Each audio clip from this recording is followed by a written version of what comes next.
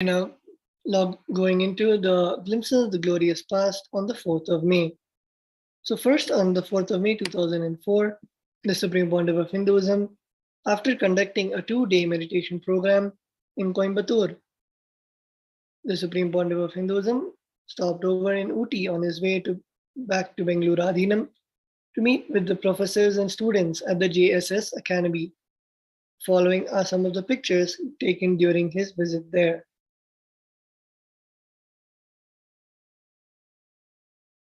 The next, on the 4th of May 2006, the Supreme Pontiff of Hinduism conducted the 4th teacher training in US at the picturesque Camp Buckhorn near Los Angeles. Below are some pictures from the day 2 of the convention. The disciples danced, ate, and meditated with the Supreme Pontiff of Hinduism, thus having a glimpse of how the life with the Paramavatara of Paramashiva can be there when there is no disruption by the anti-Hindu forces.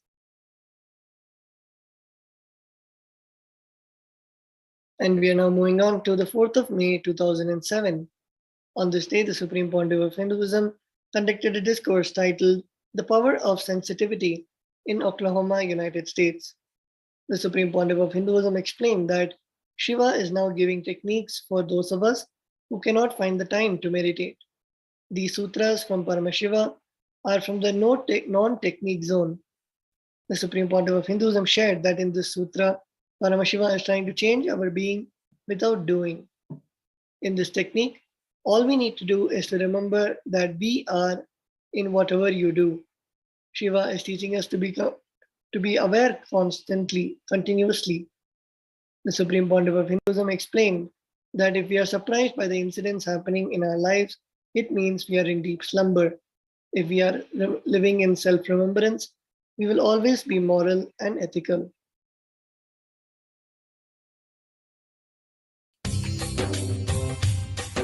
स्वभावचिन्मयानन्दं कृपापूर्णं जगत्पतिं हरिषड्वर्गजेतारं नित्यानन्दगुरुं भजे स्वभावचिन्मयानन्दं कृपापूर्णं जगत्पतिं सदाशिवसमारम्भां शङ्कराचार्यमध्यमाम् अस्मदाचार्यपर्यन्तं वन्दे गुरुपरम्पराम्.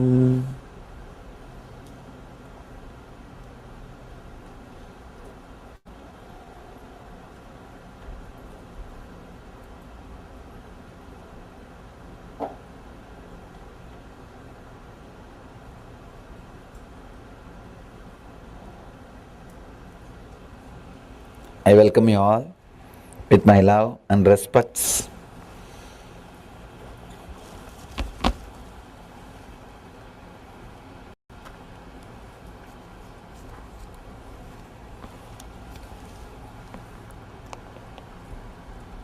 Today's sutra, today's subject is power of sensitivity.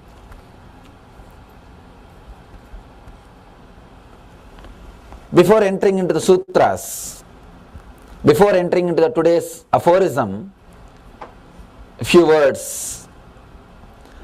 Shiva is entering into a new consciousness today. Understand? He is entering into altogether a different space. He is entering totally into a new space. Shiva was giving us enlightenment techniques to achieve enlightenment. First, for the people who are eyes based, means who are constantly interested in seeing. More people who are painters, photographers, who are oriented on eyes. Then he gave techniques for the people who are oriented on ears, listening.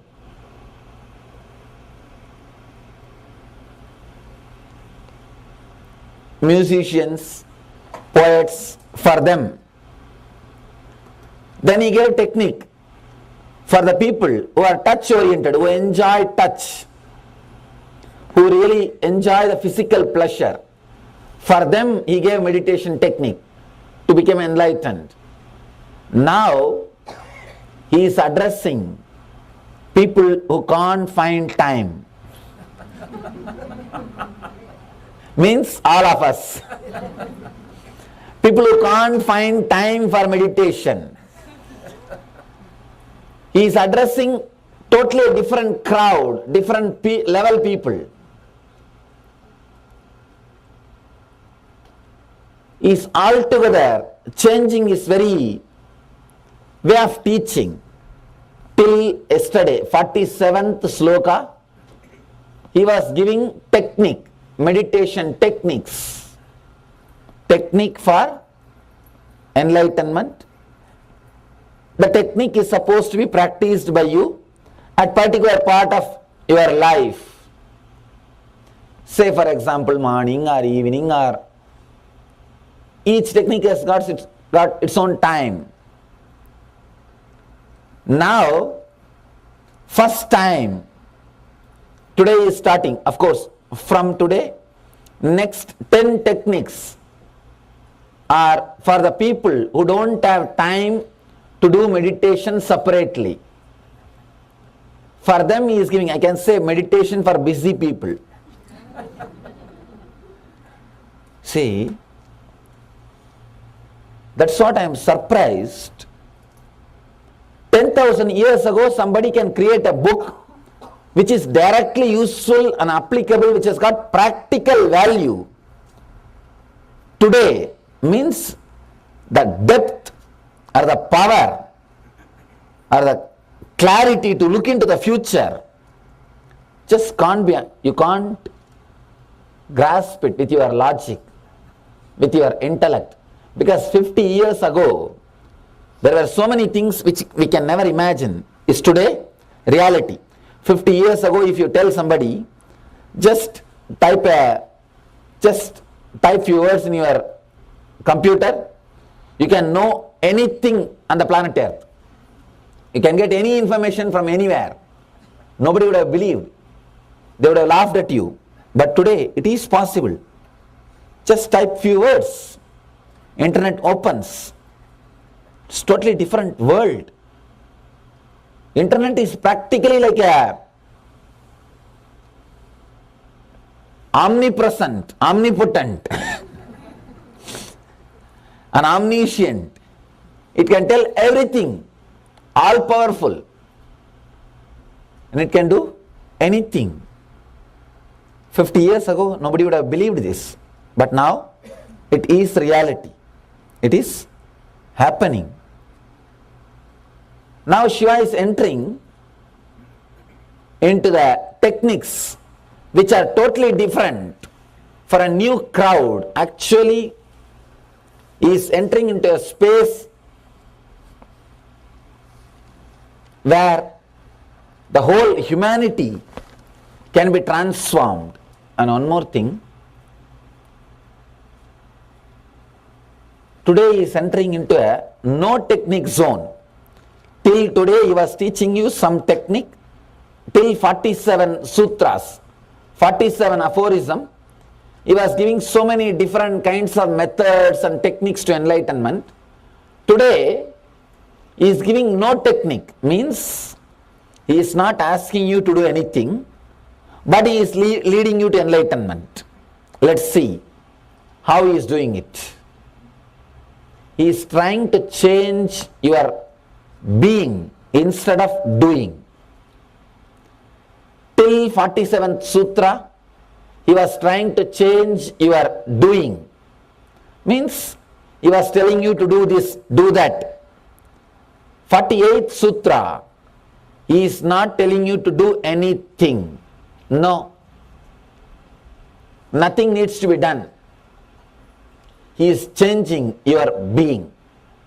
He is entering into a different space, different plane, different kind of instruction. He is coming out the different kind of instruction.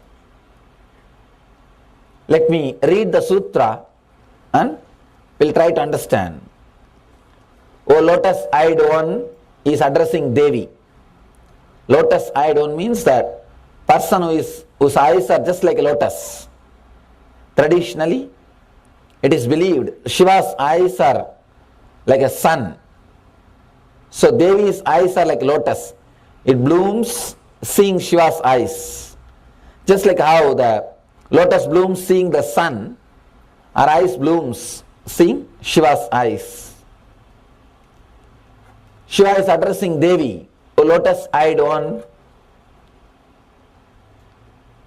sweet of touch, when singing, seeing, tasting, be aware you are and discover the eternal presence. Let me read the sutra once more. O lotus-eyed one, sweet of touch, when singing, seeing, tasting, be aware you are and discover the eternal presence. He is not asking you to do anything. Nothing needs to be done. That's the first freedom for you. Today I am not going to ask you to do anything. Nothing needs to be done. All you need to do is to remember you are. Understand? The difference between eating, remembering you are eating.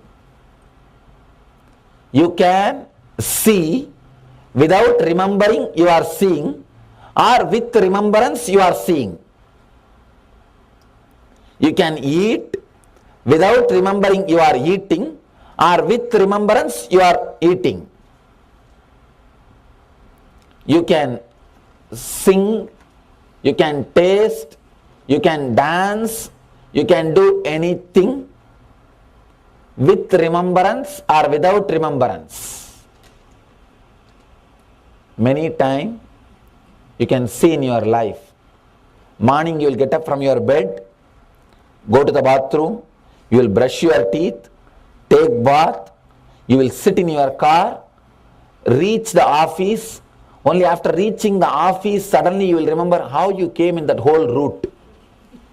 You will not even be remembering.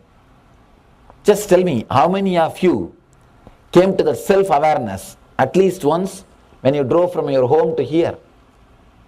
Many won't even remember yourself even once. Only when you park your car and go to the office, suddenly you will remember, oh God, I came through all these routes. So many activities in you are happening without your awareness, without even you remembering yourself. So many things are happening in you without your self-remembrance. It's almost like sleepwalking. Nowadays they say people not only walk in sleep, they even cook and eat. No, next day morning they will not even remember. They will cook and eat, not that just picking up something from fridge and drinking. They will cook and eat. The other day I was reading an article about the sleepwalkers. They will come and do all the mess in the home, go back and sleep. Next day morning they can't remember it is they who did it. Only if you fix a camera, next day morning they will be surprised or shocked to see the camera showing them doing all these things. Now it became a big problem, it seems, in one place. When doctors said, that guy, it is you who did it, that guy was not ready to believe. And he wants to sue the doctors. So next day they fixed a camera in his room, in his bedroom. And the camera clearly shows, throughout his house they fixed camera. And it clearly shows how in the sleep he comes, properly goes to a refrigerator, picks up things, cooks, eats and makes the whole thing mess and goes back. And sleeps. I think we are all cooking and eating in sleep. That is why you don't feel responsible for your actions. you blame God or fate or something or somebody else for the results or things happening in your life. Understand, it's a very important thing. If you are surprised by the incidents happening in your life, be very clear, you are in deep slumber. If you are surprised by the diseases coming to your body, be very clear, you are sleepwalker. If you are surprised by the incidents or the depression happening in your life, be very clear, you are doing things in your deep sleep. Tantra is the great science of enlightenment. Tantra means technique, understand? The word has got a lot of negative meaning, especially in the West. The Tantra means immediately they associate with the physical pleasure. No. The word Tantra, literally translated, means technique. Technique for enlightenment. This book says very clearly, there is only one morality, living with self-remembrance. If you are living with self-remembrance, your morality, your ethics will be so beautiful, it will be like a flower. You will never give up your ethics because it will be from your deep level being. Ethics should be from your deep understanding. Only then it will stay with you. You can see in your life. If you don't see any cop's car behind, you always have a temptation to press your accelerator. Just 5 miles. Why not 5 miles? Why not 5 miles? After 5 minutes you will be seeing you are flying 20 miles more than the speed limit. Any rule, any morality, if it comes out of your understanding, only then it can be part of your life, it can be part of your being. If the morality is forced on you, you may practice, but you will feel suffocated. Whenever you are feeling suffocated, you will try to forget those parts of your life. When you try to forget those parts of your life, you will reduce your self-remembrance and awareness. When you are working, you don't remember yourself because you don't like to work. You don't want to be remembered as a slave by you. Understand? When you are working, you don't remember you. The self-remembrance will not be happening because you don't want to be you don't want to remember you as a worker. Whenever self-remembrance is not happening in you, look into it. It means you are not interested in doing that. If you are forced to do something which you are not interested, you will not have self-remembrance.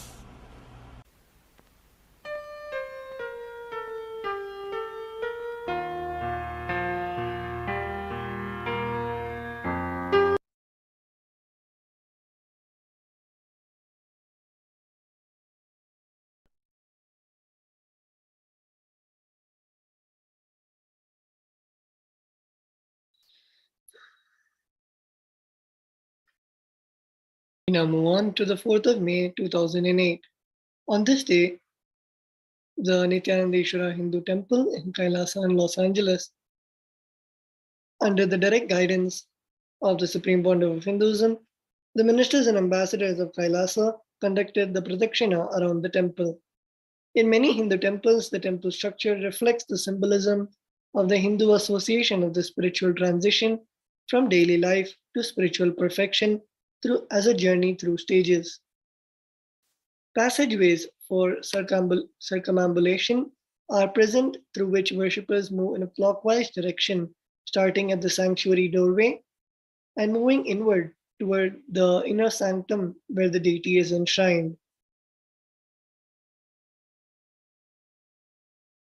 We are now moving on to the 4th of May 2011, where the Supreme Pontiff of Hinduism expounded on the 158th Sutra, 3rd chapter, 52nd verse of the Patanjali Yoga Sutras.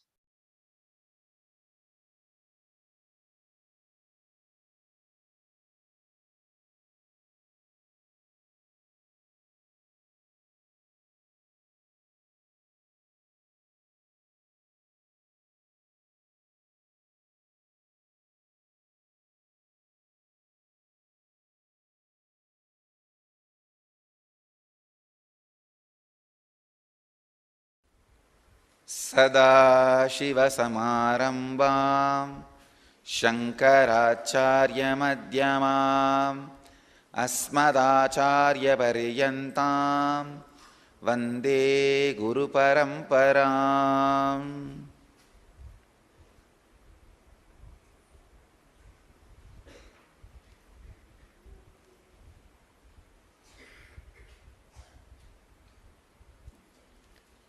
I welcome you all with my love and respects. I welcome all the devotees, disciples, samajis, satsangis sitting with us around the world at this moment in at least 483 places on NTV, in 5 places in two-way connection, in 158 cities in 20 countries. I welcome all of you with my love and respects.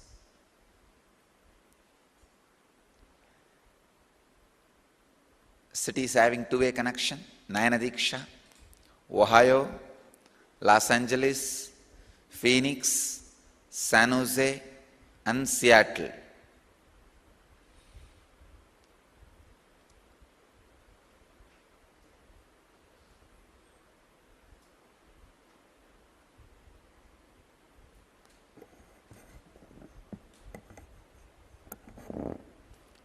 Let's enter into today's subject.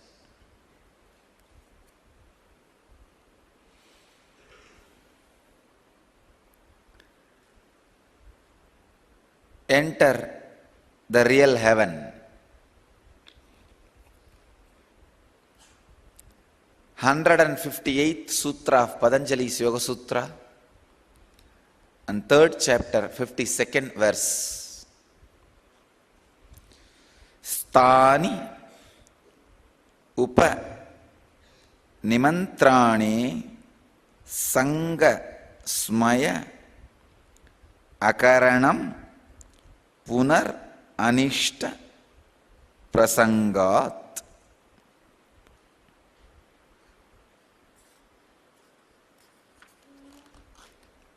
Swami Vivekananda translates this sutra as: the yogi should not feel allured or flattered by the overtures of celestial beings for fear of evil again.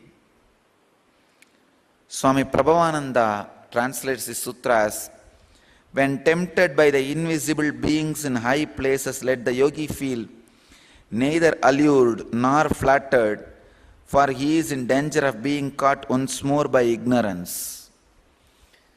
Swami Satchidananda translates as: the yogi should neither accept nor smile with pride at the admiration of even the celestial beings, as there is the possibility of his getting caught again in the undesirable.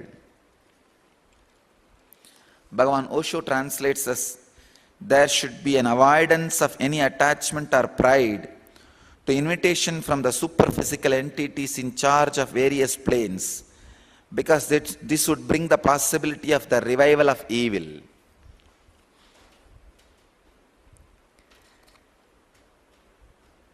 It's a very important truth, but needed to be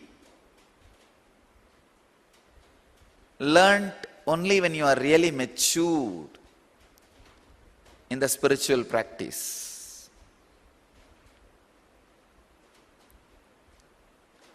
In the initial level, these words are not going to make any big difference in your life, because it says, even when the celestial beings come and praise you or try to give you the extraordinary pleasures. Don't be tempted. Anyhow, don't worry. Now you don't have this problem. It's like talking to a man who is begging for food every day, telling, hey, if some rich man comes and gives you $1 billion, reviews, avoid it. Don't take it. If you take $1 billion, you may need to work whole day to maintain it, and it's a big problem. You will have a lot of problems because you may need to sign in checks every day. Hundreds of times, your hand will pain. This advice has no use for the fellow who is standing with a begging bowl for his food, going around and begging. But ultimately it will be useful when you really reach that point.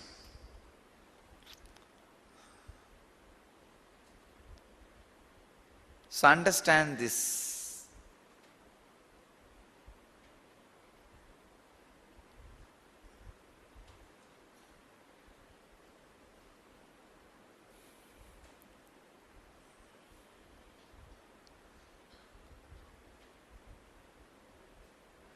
This advice will really be useful when you reach that level. Actually, you are going to reach that level. That is what Patanjali means. By saying, even when the celestial beings invite you, praise you, don't be seduced, he is saying, then even with those beings, if you are not supposed to be seduced, what about the ordinary praises? Ordinary invitations. He says, avoid even that. Means, it goes without saying, avoid all this, ordinary, mundane. One of the subtle intoxication is, intoxication which you experience when people praise you. That is the most difficult intoxication. Vivekananda says very beautifully, it is very easy to have name and fame, but very difficult to digest it.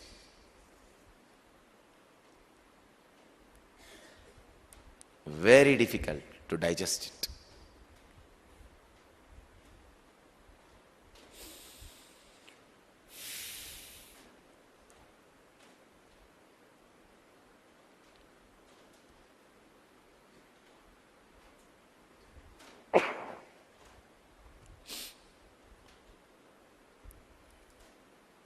This advice is when you start experiencing different planes. When you start experiencing different planes, understand, celestial beings do appear and invite you, praise you.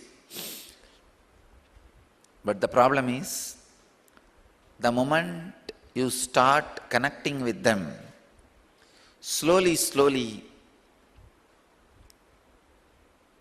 you get into the same mental setup of those celestial beings and finally land back to the ordinary plane. Please understand, as long as you see something other than you as experience, it is not ultimate. Only when the experience, an experiencer disappears into experiencing, it is ultimate. Till then, anything you go through is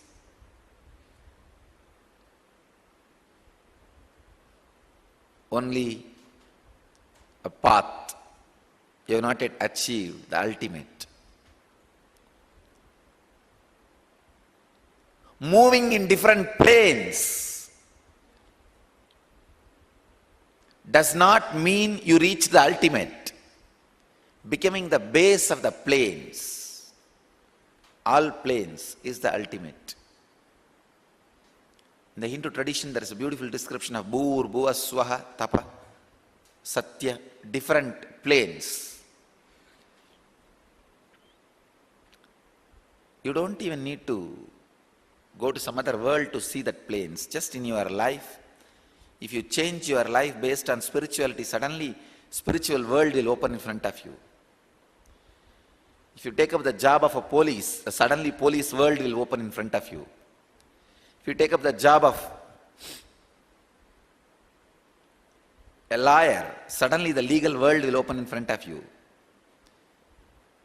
What kind of personality you create, that kind of world will open in front of you. These are the different worlds, understand?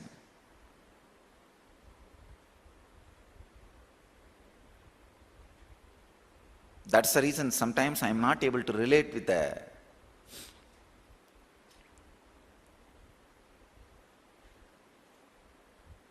so many worlds, because I reside in a space beyond planes. You will see sometime I'll be expressing amazing memory. Means some sutra, stotra which I read at the age of 10 or which I have not even read, I'll be expressing, reciting. Sometime you will see that I'll make such a unimaginable, I'll miss in an unimaginable way.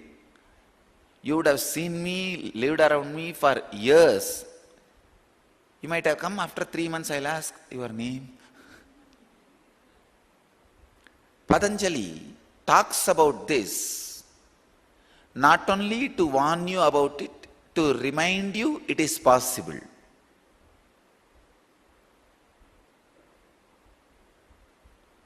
Many times you will see extraordinary experiences and darshans. Some gods appearing, goddesses appearing. Whenever you have these extraordinary experiences, always ask only for enlightenment. Don't ask for anything else. Don't miss. The moment you ask for anything else, they will give you that, but you will miss enlightenment, the ultimate. Indra is waiting. He just takes care, people are always lower than him. Only if you are intoxicated by desires, you will be lower than Indra. If you are beyond desires, you will be above, beyond Indra. Even Indra cannot do anything to you. And when you are seduced by the praise they give, that's all. Next moment, they will start ruling your life.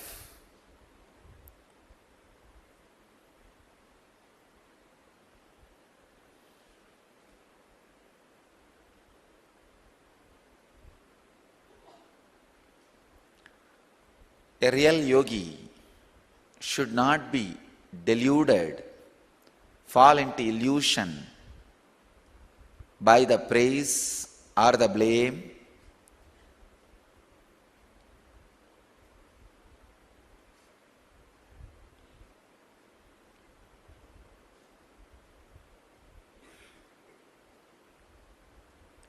Neither by normal human beings nor by the celestial beings.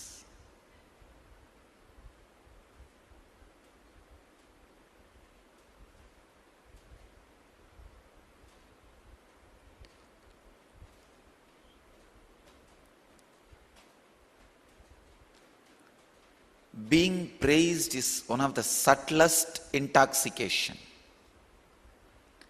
You can avoid any intoxication, not being praised. That is one of the dangerous, difficult intoxication.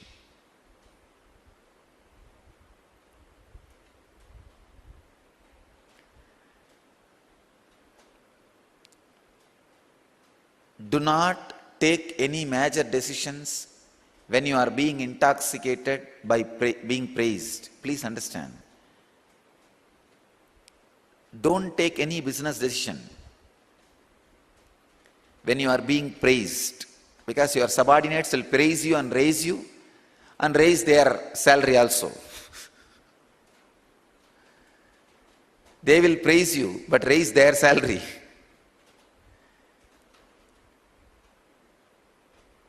when you wanted to say no, you are not able to say no, don't take any decisions, I tell you. See, wanted to say no, unable to say no means you are in a place where you are intoxicated by praising, being praised. This sutra not only for yogis, this is a powerful technique for negotiation in business management. Do not sign any contract. Do not finalize any negotiation. Do not freeze any bargain when you are intoxicated by being praised. If you are intoxicated by alcohol, how any decision you make will not be proper. Same way, when you are intoxicated by being praised, any decision you make is dangerous. Really, really, really dangerous. Please understand, when somebody comes to you and praises you left and right and abuses somebody else, your enemy, be very clear, this fellow is going to do the same thing. He will go to your enemy and praise him and abuse you. Do not be intoxicated by being praised. Do not be intoxicated by illusion. Do not make any major decision when you are intoxicated by being praised by others.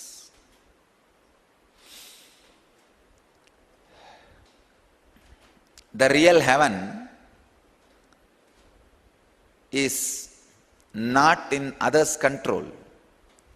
But if you are intoxicated by being praised by others, be very clear, that's not real heaven. If it is built by somebody else, it cannot be heaven. Understand that. It cannot be heaven. If you are being praised by somebody else, it cannot be heaven.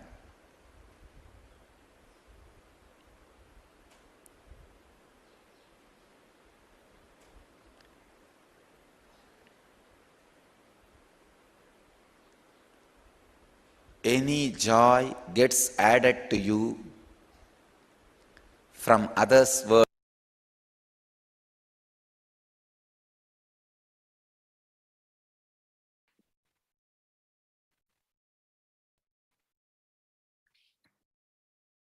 Yes, we are now moving on to the 4th of May 2012. In that day, the Supreme Pontiff of Hinduism answered questions from devotees. The first questioner asked about what existence is like without rebirth.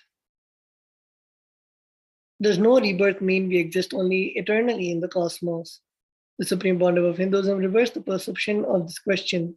Without form, the Supreme Pontiff of Hinduism explained there is no internal and external, which are limitations.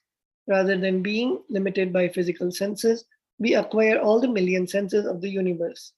No rebirth does not mean taking away from us, it expands and adds to us.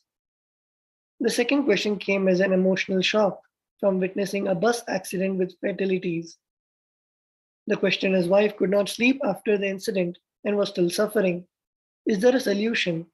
The Supreme Pontiff of Hinduism gave instruction that the woman should remember everything as vividly as possible and re-experience the shock completely and daily until it loses its emotional impact. Gradually, the shock will heal if it is not suppressed. He reminded the delegates that all emotions are just hormones, body fluids. When we understand our biochemistry, we cease to be enslaved by our emotional reactions. Let us hear the beautiful satsang by the Supreme Pontiff of Hinduism.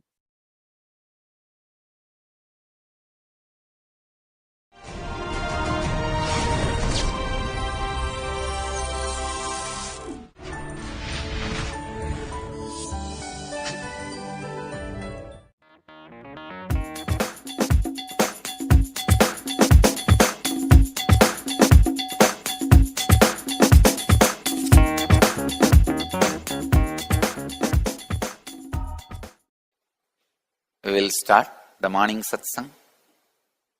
Start the questions. The first question today is from Dhanalakshmi, IA number 83, who's asking, does no rebirth mean the soul will not be born with a body but will be on with the cosmos externally? Thank you. Dhanalakshmi, IA number 83. Dhanalakshmi, when you do not have a body, the concept of external and internal does not exist. Being one with the cosmos, alive with the cosmos, vibrating with the cosmos, living as a cosmos. When I say you will not be born with one body, I mean you will be born in all bodies. You will be experiencing, enjoying all bodies. I am not taking 5 senses away from you. I am adding 5 billion senses to you. Understand? Enlightenment and Videha Mukti need to be understood in a right angle, from the right direction, from the right language, from the right understanding. So be very clear.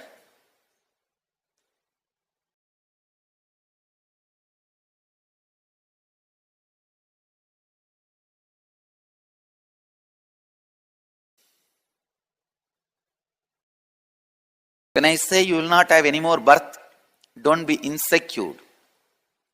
Don't feel you are going to miss something, lose something.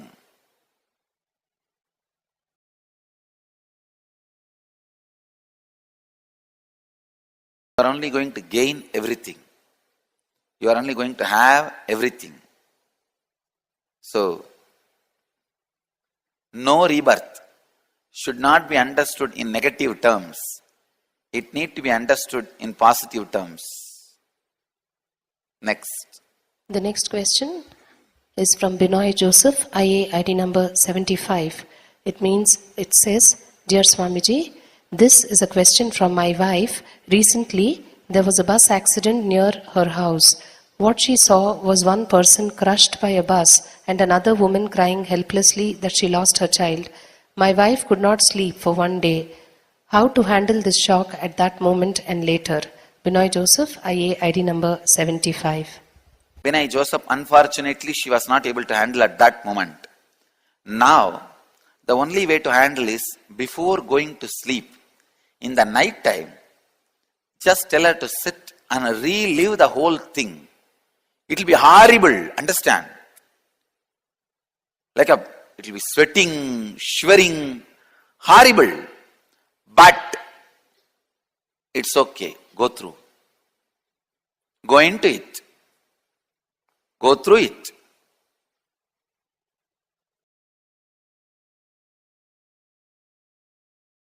Same way, early morning, after waking up, immediately go through it like a death meditation.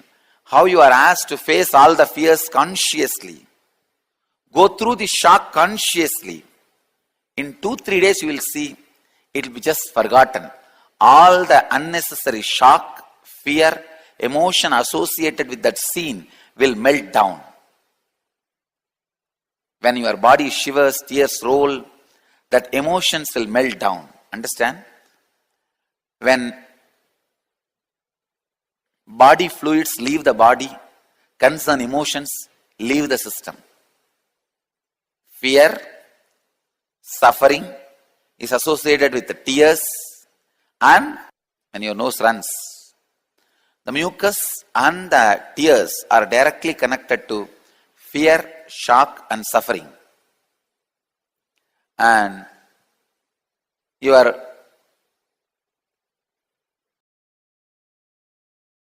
male or female hormone, the semen, is directly connected to lust and guilt. Self-torturing concepts are directly connected to sweat. So when those body fluids leave you, when you consciously go through those experiences, the emotions associated with those memories will leave your system. Understand? Understand this one key. You will not be bound by any emotion. All emotion is nothing but a little bit of liquid added to your body. If you take out that liquid, emotions will disappear. You can completely control. Yes, now they have discovered. It's called RHEUM. RHEUM. The liquid comes from nose, watery substance.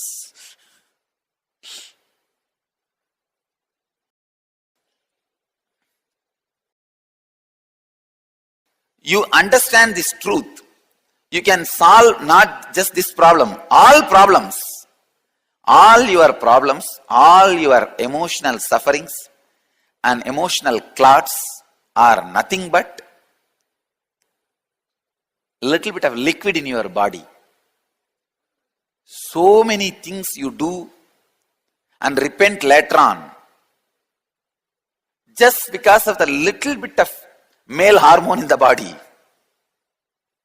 So many decisions you make when that hormones are high in your body. Just that little bit of liquid, when it is removed from your body, your whole strategy is different now. Your whole concept of life is different now. Your whole ideas and decisions are different now. I tell you, liberate yourself from this liquid mentality. The liquid based mentality. This is what is pratyahara.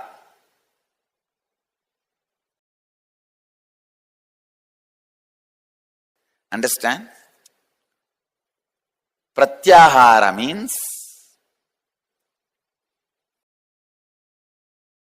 not being forced to take any decision by body fluids.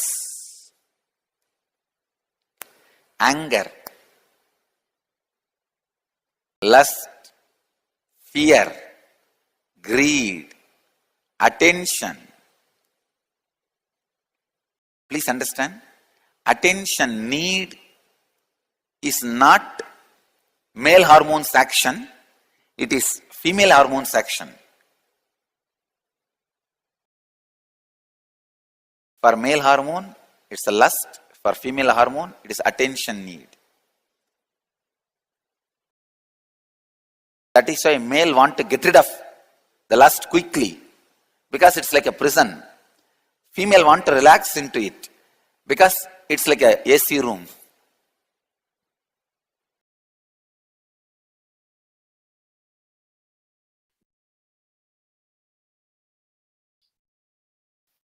We are now moving on to the 4th of May 2014. On this day, the Supreme Pontiff of Hinduism conducted the Varanasi Inner Awakening Day 4 and the Meenakshi Brahmotsavam Day 4. In this day's presidential address, the Supreme Pontiff of Hinduism announced that today is Adi Shankara's Jayanti and that he respects Shankara for choosing to be part of the lineage that created him rather than breaking from Sanatana Hindu Dharma and starting his own sect. This day is also the Jayanti for Acharya Ramanuja, who had the patience and compassion to stay in the body for 127 years. He then encouraged us to live the core beliefs, lifestyle, and fashion of Sanatana Hindu Dharma to be the minutest detail.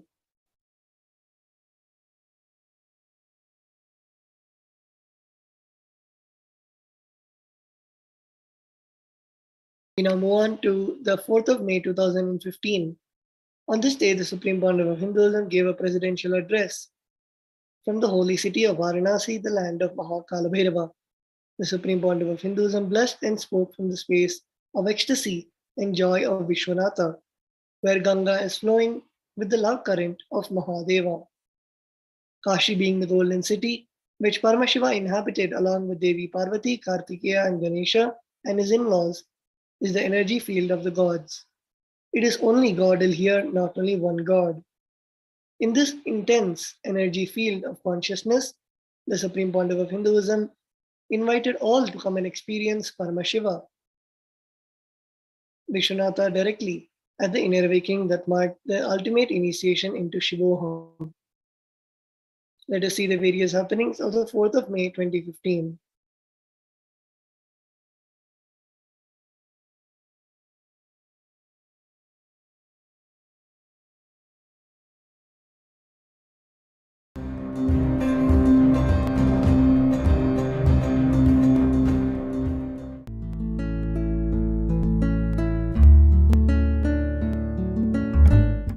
Isn't it that you are empowering the pattern of boredom by just getting bored of all your other incompletions? Like how Swamiji told, context is beyond everything. So even while getting bored, you should see the context from which you're getting bored. You're getting bored of only your incompletions, not anything else. So only when you get bored of your incompletions, you get more and more excited to live. You get more and more inspired to live your life. Instead of being inspired to be in incompletion, you get bored of your incompletion and you get inspired to live your life. So you should look at it from the right context. You should see, like, even when you're getting bored of your incompletions, which is going to lead you to more and more completion. So everything is running by the context. What exactly is unclutching? When you not associate yourself with the incompletions, it is called unclutching. Like how Swamiji explained in Patanjali Yoga Sutras, whenever any thought occurs in your mind, just sit back and just look at all your thoughts instead of connecting with the other thoughts, or you associating yourself with the thought. Just sit and watch, like how you watch a movie or whatever in the TV. Just sit back and watch all your thoughts. That's unclutching. So what I think is, when you basically not associate yourself with the incompletion, it becomes unclutching.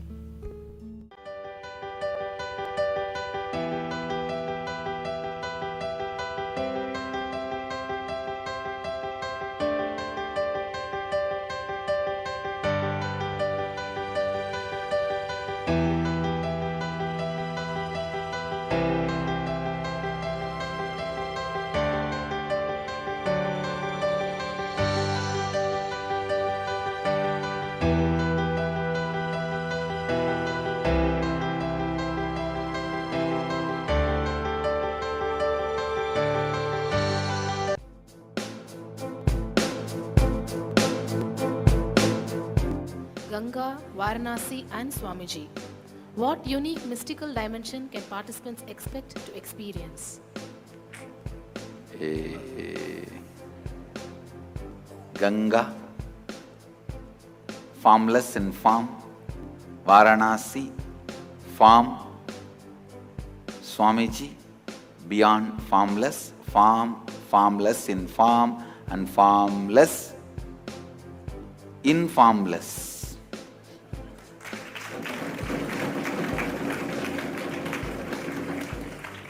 Ganga is Tirtha, Varanasi is Tala, Swamiji is Murti.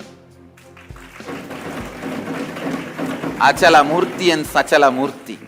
Achala Murti Vishwanatha, Sachala Murti Guru. Don't make me talk more about Varanasi. I may just start going and settling there.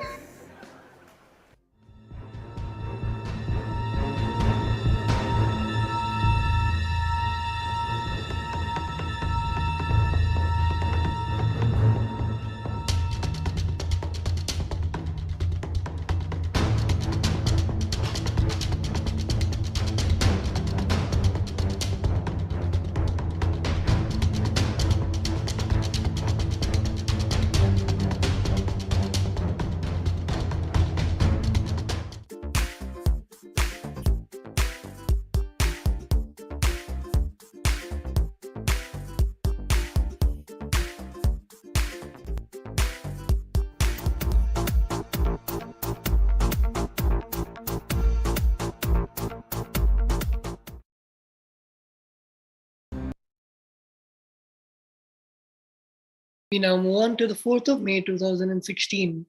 On this day, the Supreme Pontiff of Hinduism presided over the Living Shuddha Convention in the Ujjainadhinam as part of the most auspicious and holiest event of Kumbh Mela. On this day, thousands of devotees from around the world gathered to experience Mahadeva and the 70 extraordinary powers that he revealed and initiated all as per the Agamas. The multi-day Living Shuddha Convention was hosted in Kailasa's camp at the Ujjain Kumbh Mela, and like the rest, this day offered various services such as the free medical units, the free annadhan, sattvic meals, etc.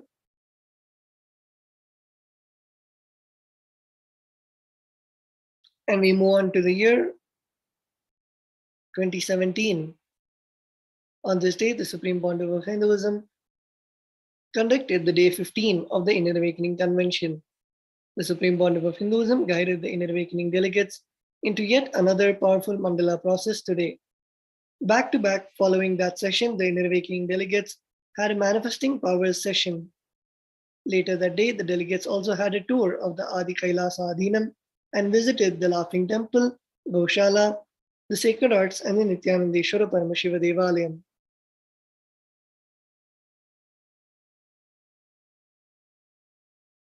And on the 4th of May 2018, on this day, the delegates of the Kalpataru Yoga program received their graduate certificates and a blessing from the Supreme Pontiff of Hinduism.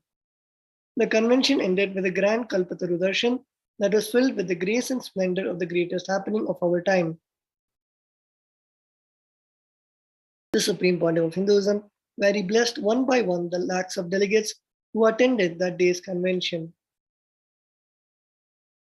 And on the 4th of May 2020, the Supreme Pontiff of Hinduism presided over the 10th day of the Chitri Brahmotsavam, which was celebrated in Adi Kailasa, offering worship at the feet of Devi Meenakshi Parashakti and Somasundareshwara Paramashiva. The Supreme Pontiff of Hinduism worked further on raising the consciousness of the delegates by bestowing them with the Krishna Bhava Samaj Darshan for the day. And on the 4th of May 2021, the ambassadors and delegates of the Kailasa nation received the Shakti Pada and the Shaktini Pada with the live darshan of the Supreme Pontiff of Hinduism. On this day, the Supreme Pontiff of Hinduism blessed all with the Parashakti Arul Vakt in Tamil. The Supreme Pontiff of Hinduism, as the Nijavatara, embodied the various dimensions of Parashakti, her auspiciousness, her powers, her grace during the Parashakti Akashic reading. As a result of being in the space of receiving and listening, those highest qualities and attributes and the divine extraordinary powers of Devi Parashakti were awakened in the delegates by the grace and blessings of the Supreme Pontiff of Hinduism. Devi Parashakti revealed on that day, I am the one who is alive within you. You just allow me to bloom in that soul. This moment, I am resurrected within you and performing a joyful festival. All the living beings who are sitting in front of me, asking for my boon, listen carefully. The good and the bad that do not touch me, invite me into your soul consciousness and allow me to walk with joy and sit. And with that, we come to the end of this beautiful segment of the glimpses of the glorious past. And we thank each and every one of you who have joined us in this wonderful segment. We will now be entering into the alive satsang of the Supreme Pontiff of Hinduism and request all the participants to please settle down with your head, neck, and spine in a straight line.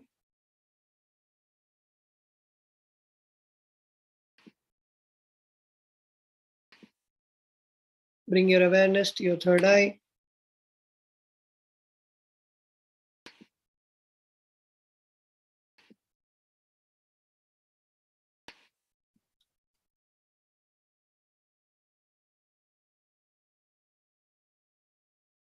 And let us now receive the darshan of the Supreme Pontiff of Hinduism.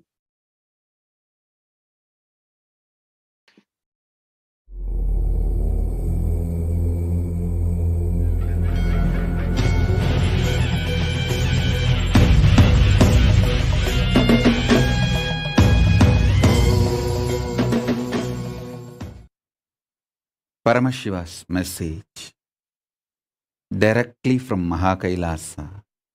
Listen. Among the 7 dimensions of the time,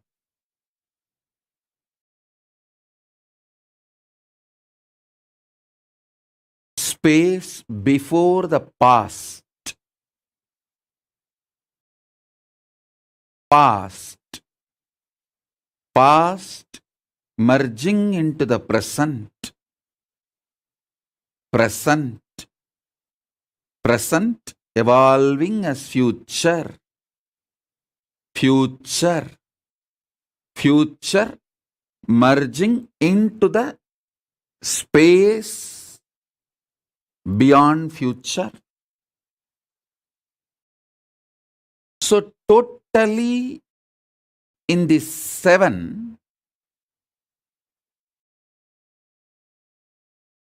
the space before the past and the space after the future